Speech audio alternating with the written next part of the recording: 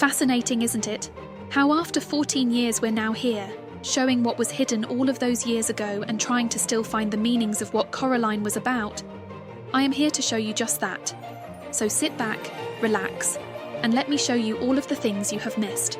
But first, let me warn you, there will be a lot of tests throughout this video, so be sure to keep your eyes buttoned. Just kidding, but be sure to pay attention. Let's get straight into the video. Now, without further delay, let's start with number 1. We're all familiar with the concept of the double loop in a home. That's the telltale sign that someone isn't home. Here's something fascinating. There's a hidden twist in the room with the little door. You won't find it anywhere else in the house. I'm talking about that special wallpaper. And guess what's on it? These super tiny bug shapes like little pincers. It's as if they're adding their own secret design to the room. Now, let's zoom in on the windows in that exact same room. It's a detail that might just slip by, but if you look closer, there's more to discover. Those windows have the same bug shapes, those little pincers again. But here's the kicker. You won't find those bug shapes on any other window in the entire house. It's like this room has its own unique connection with these hidden patterns. And if you get up close to that wallpaper, it's like being in a world of bugs, like they're telling a story of their own. Remember the first time we get a glimpse of Coraline's mum? She's wearing that neck brace. Now, let's take a look at the other mother. She's got on a turtleneck, and it's not just by chance. Think about it. Coraline's stepping into this whole new world, right? It's like the other mother is trying to make everything feel a bit more familiar, a bit less strange. The turtleneck, the neck brace, it's like they're connected, but in a way we might not realise at first. Let's talk about Coraline's pyjamas. It might seem like a small thing, but it's a clue hidden in plain sight. Now, take a peek at her other father. Notice something? His clothes share the same colours as hers, but it's like they've been flipped around, like mirror images. And why is that? Maybe it's because they're both kind of in the same boat, exploring this new, mysterious place. They're linked in some way, part of the same puzzle. Colours play a big role too. Coraline's rocking this vibrant orange, and you can't help but notice it. It's like a burst of energy in the movie's world.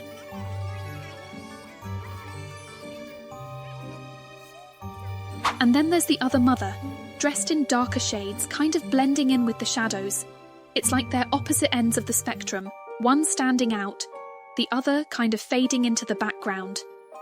Now, those cameos on the walls, they're like hidden Easter eggs, little secrets waiting to be discovered.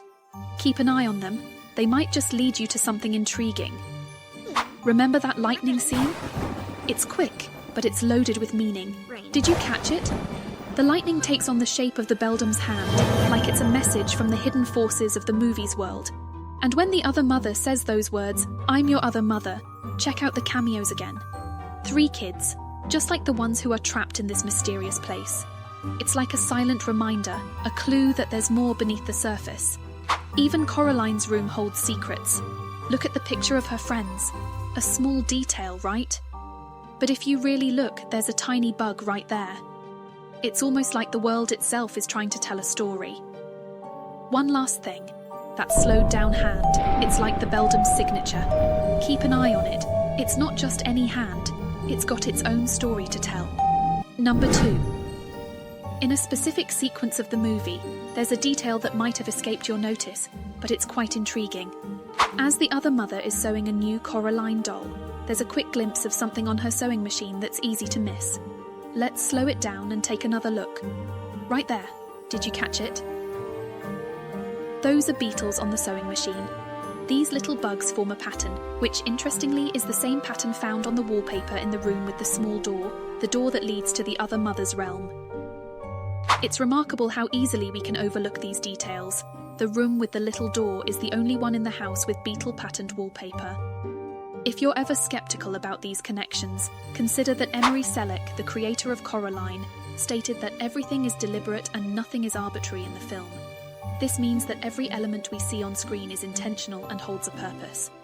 Keeping that principle in mind, there's a pink cushion that appears prominently in the scene. It strikingly resembles Miss Pink, one of the former actresses, and her dog from the Pink Palace. This subtle hint at Miss Pink's presence adds another layer of depth to the film. Also, pay attention to the car the actresses drive. It's a Beetle, a clever play on words and design. An Easter egg is subtly placed on the back of a moving truck, A nod to the film's astounding attention to detail is evident in the movie's smallest elements. Consider the stack of boxes you see on the wall. A seemingly insignificant addition.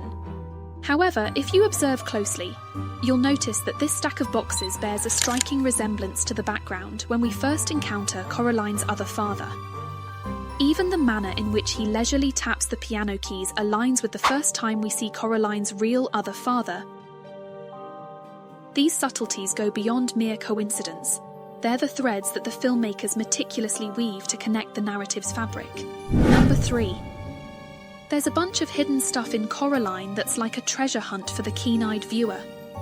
Remember when we talked about that quirky twist with the dollar note with a picture of Henry Sellick? Instead of George Washington, they snuck in the director Henry Sellick. Well, guess what? There's another cool connection tied to Henry Sellick. If you've seen the movie Monkey Bone, you're in for a surprise. Check out The Other Father's Feet. Doesn't it remind you of something? It's like a nod to Monkey Bone. Funny thing is, Monkey Bone was directed by none other than Henry Sellick, who, you guessed it, also directed Coraline. The movie's dropping hints everywhere. Moving on to the dinner scene, pay close attention. Look at everyone's plates. Coraline's got her food, she's digging in, all good. But guess who's missing out? The other mother. Her plate, empty.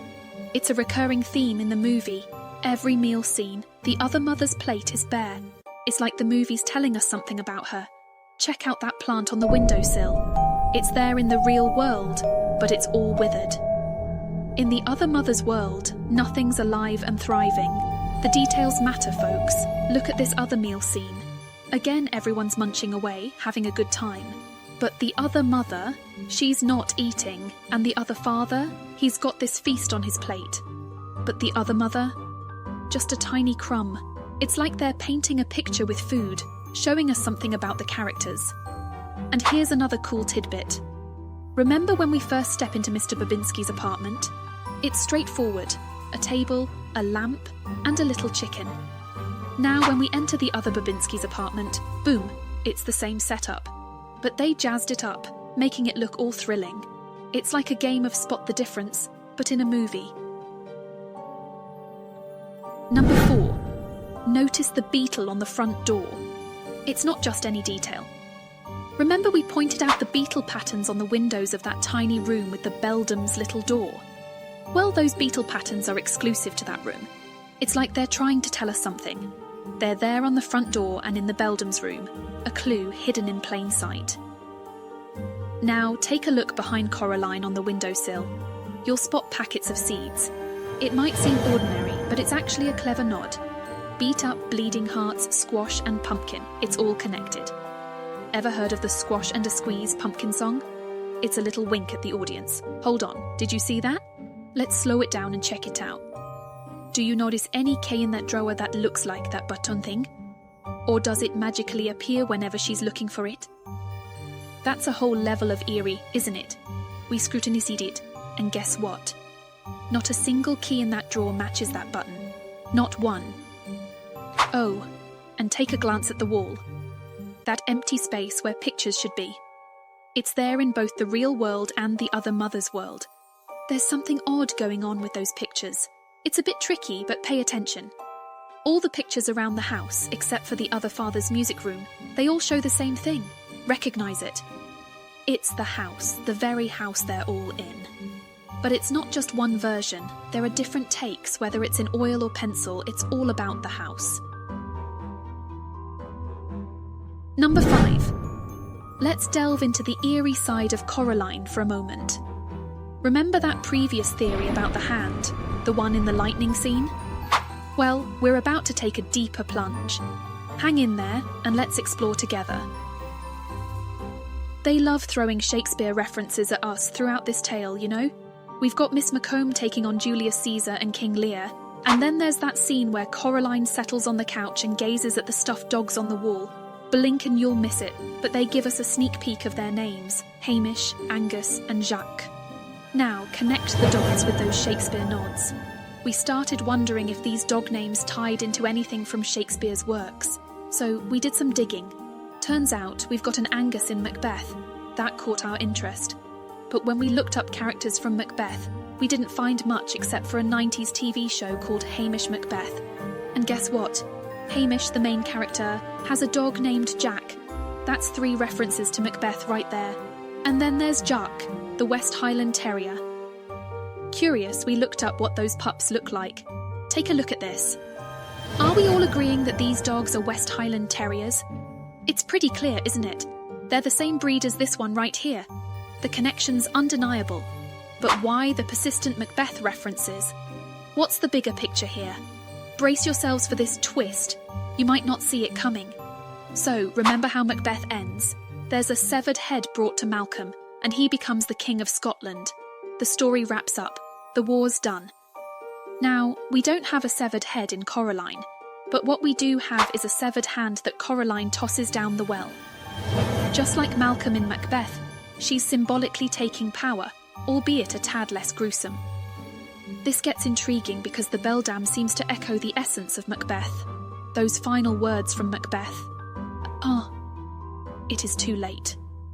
He drags me down. I think my soul is lost forever. It's like a whisper in the wind that ties it all together. Thank you for joining us on this thrilling journey through the hidden depths of Coraline. We hope you enjoyed exploring the mysteries that lurk within this mesmerizing world. But this is just the beginning. We have more theories, more secrets, and more chilling revelations to share in the upcoming parts of this series. Stay tuned for part 2.